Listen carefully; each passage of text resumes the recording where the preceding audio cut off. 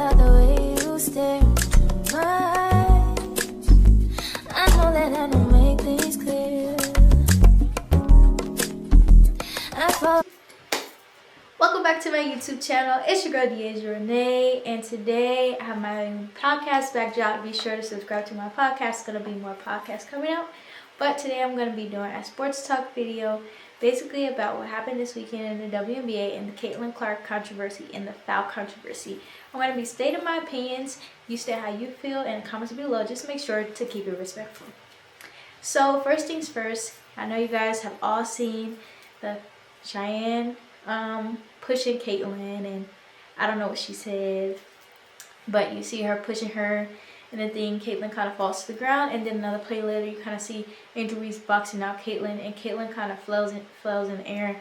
And I think that the Catlin falling against Angel Reese was a flop. However, I do think that Cheyenne coming in and pushing Catlin was not a flop.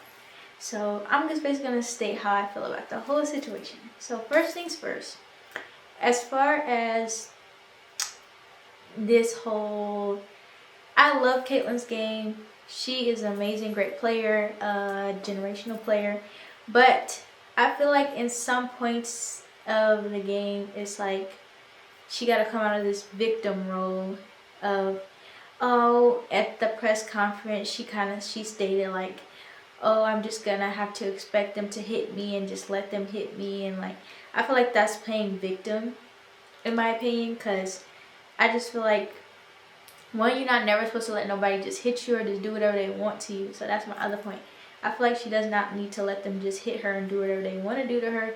But also in some instances she is flopping, like the Angel Reese part where Angel Reese is boxing her out and she just falls to the ground. She flopped. That was a flop. She flopped to try to get a foul call. But the Cheyenne Parker situation, it also was said like a couple instances down the court, she had elbowed her on the top of the head. But if you guys know Cheyenne from being in the WNBA, which is a whole lot of people talking that don't know nothing about the WNBA, have not been watching WNBA for years.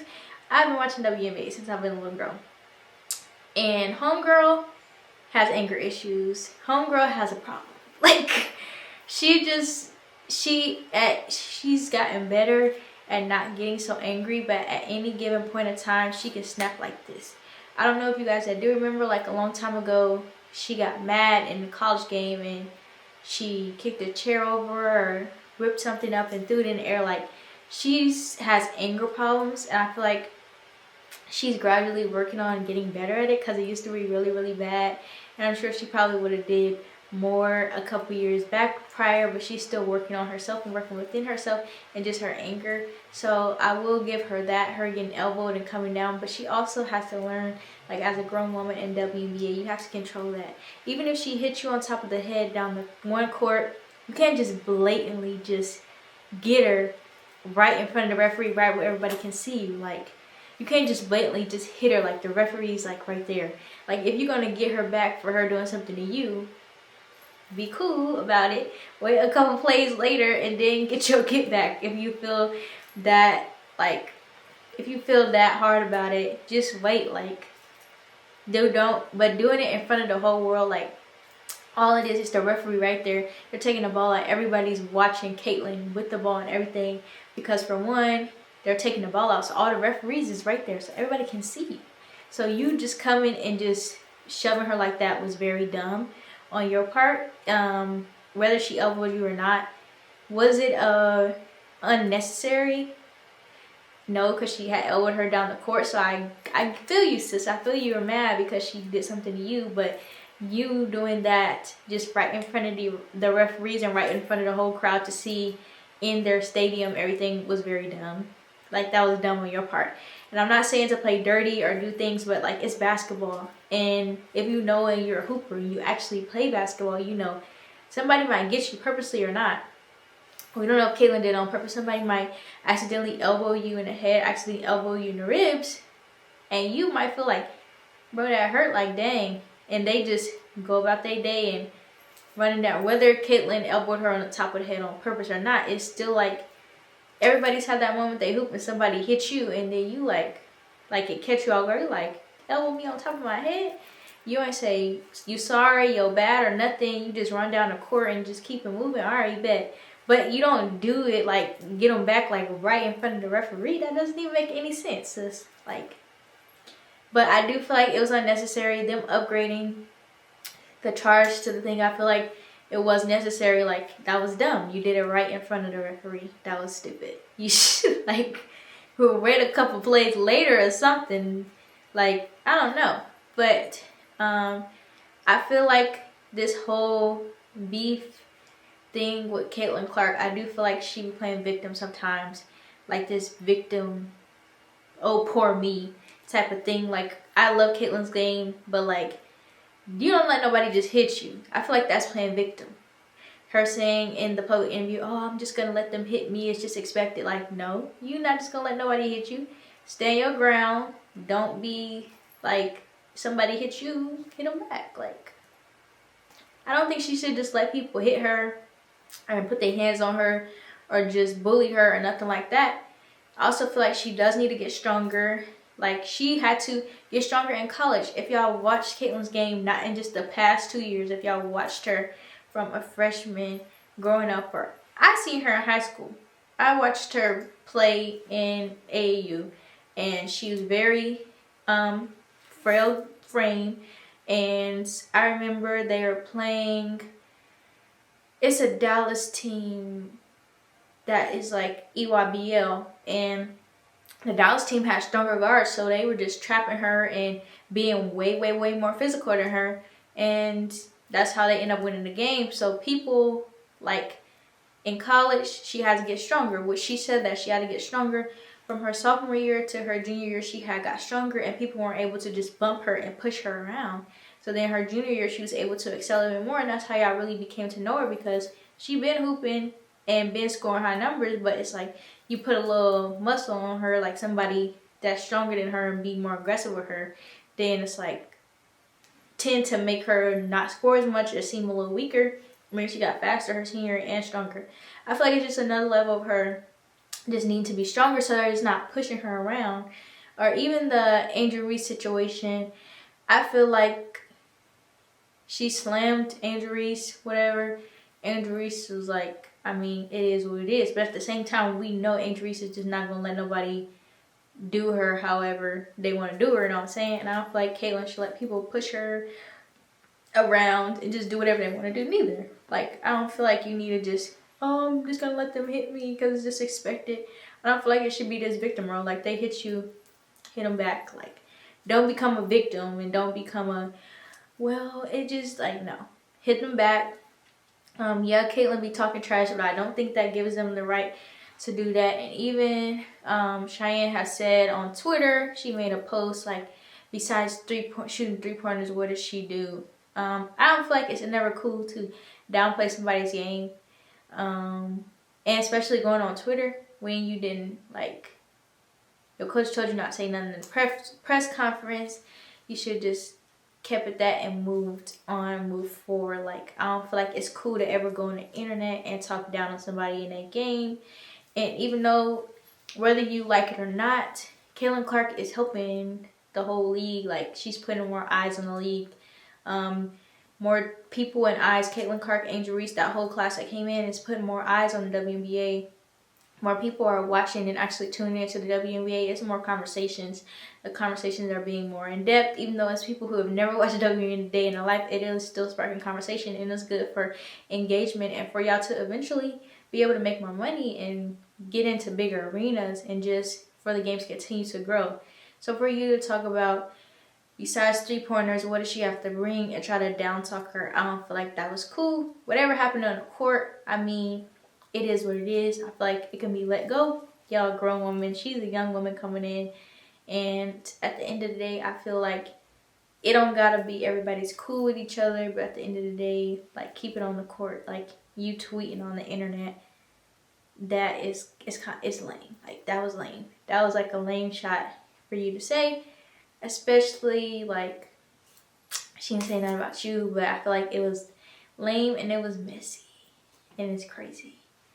The WNBA is, everybody is trying to turn WNBA to a whole tea session now. People are trying to profit off the WNBA of conversations of just like a whole tea session. Like I've literally seen a girl on TikTok, I don't know her name, but she's literally like trying to come out with WNBA tea about who's dating who and who's with who, and it's like, bro, y'all are taking, we are just now getting the eyes on the game and what's going on in the game. We don't want to, no, because you're taking away from the game, trying to, who's dating who, who's with who, who's cheating on who. Like, bro, talk about the game itself so the game can grow before you start getting messy in the drama. We don't want to hear about that unless it's really like this is drama on the court, which Catlin, but that drama cool. Okay, they are even go back and forth in the game, but you're still talking about like Chicago Sky. You talking about it in the game. So yeah, that's how I feel about the whole situation. I feel like ultimately, is that gonna happen in games? Most definitely. I done did that in some games. Somebody hit me or do something to me, I'm gonna get you back. Like, especially if you do it purposely, I was like, I'm gonna get you back. But I learned from a little kid, like, you can't just do that right in front of the referee. You gotta wait, like, okay, give some time, let them forget about it. Might be later in the game. They might have hit you in the first quarter. They don't forgot, but you're good. Like, not to say that that's the way to go about it, but it be like that sometimes. I mean, you're hooping. And you're competing, you're trying to win, and people are fighting for their spots, people trying to stay on the roster, people getting cut from the roster, it's not enough teams, like, it's been getting spicy and chippy. But every game Catlin plays, I feel like it's always this big controversial thing about like, oh my god, they're fouling her, and this and that. It's like, bro, just hoop. They foul you, foul their ass back. Excuse my French. But, literally, foul them back, get stronger, go live, do something productive, but don't just keep on playing the victim role, letting people do whatever they want to do, or portraying like people are just hitting you for no reason and you may be hitting them because apparently you had elbowed her down a thing, whether it was purposeful or not. But don't try to play victim. I don't like when people play victim, whether people are just hitting you for no reason or whether you hit her and she hit her regardless of the situation. Don't play the victim role and just lay down. Oh, they're just gonna hit me. I guess this is what it's gonna be. Looking for some sympathy. Because I ain't gonna give you no sympathy. If you gonna let them hit you, they just gonna keep on hitting you. Because from a little kid, I learned if somebody hit you, you hit them back. And if you don't hit them back, it's gonna be a problem. So, I don't know what type of time she's on. But listen, at the end of the day, at least they talking about it and engaging in the conversation. Just like the whole Angel Reese and her slamming her to the ground. That was crazy, but hey, it makes for conversation, makes for things to continue to go up. So yeah, this is my video for today. I'm going to be dropping more videos and try to continue to upload and talk about the WNBA things that's going on today. Let me look to see if there's a game today. I'm excited for the Boston versus whatchamacallit today. Oh no, nobody plays until tomorrow. So the Mystics and the Sun play tomorrow. The Mystics have been getting their butts smizacked. They're literally 0-8. They ain't won no game.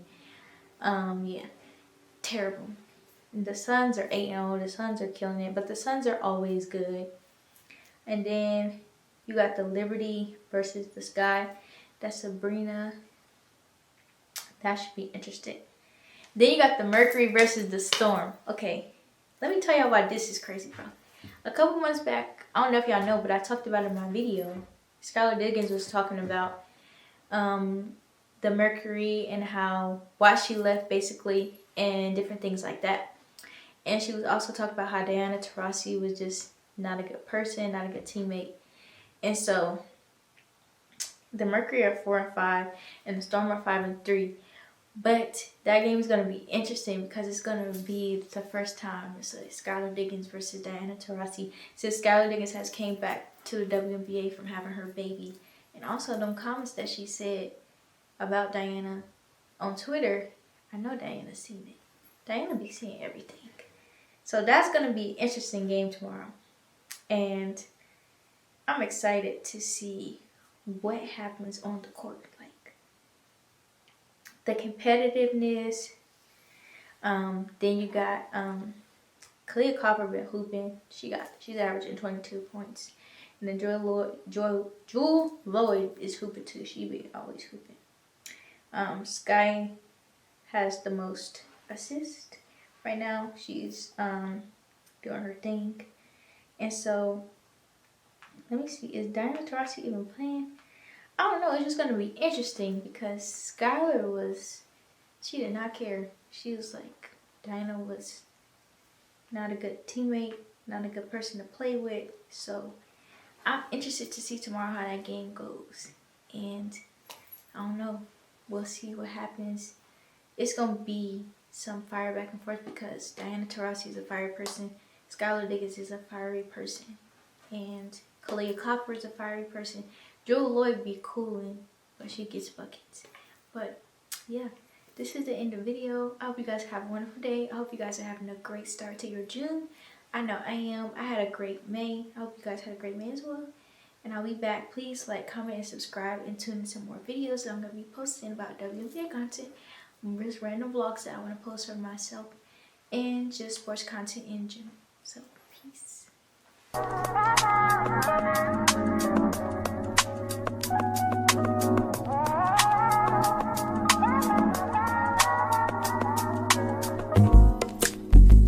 It's not that I don't want you here.